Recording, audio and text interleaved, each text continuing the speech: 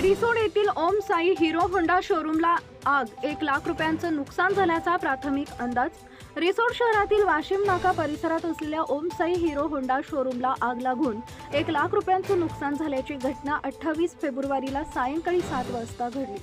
मिळालेल्या प्राप्त माहितीनुसार रिसोड शहरातील वाशिम नाका परिसरात कैलास माळेकर यांच्या मालकीचं ओम साई हिरो होंडा शोरूम असून नियमितपणे शोरूममधील कारागीर शोरूममधील गाड्यांचे काम करण्यामध्ये व्यस्त असताना अचानक शोरूमच्या आतील भागातून धूर निघत असल्याचं दिसलं। विशेष म्हणजे शोरूममधील आतील भागात आग लागली।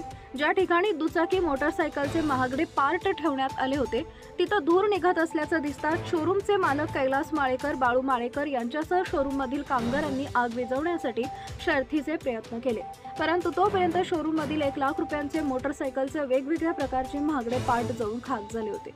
घटनेची माहिती कळताच रिसोड नगर परिषदेचे अग्निशामक दल घटनास्थळी दाखल झाले, परंतु तोपर्यंत आग आटोक्यात आली होती।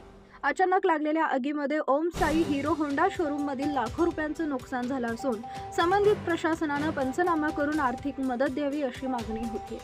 केशव गरकर, धुमाकूळ, महाराष्ट्र न्यूज, रिसोड प्रतिनिधी। आपल्या परिसरातील ताज्या आणि महत्त्वाच्या बातम्या पाहण्यासाठी आजच आपल्या धुमाकूळ महाराष्ट्र न्यूजला YouTube वर सबस्क्राइब करा आणि बेल आयकॉन प्रेस करा।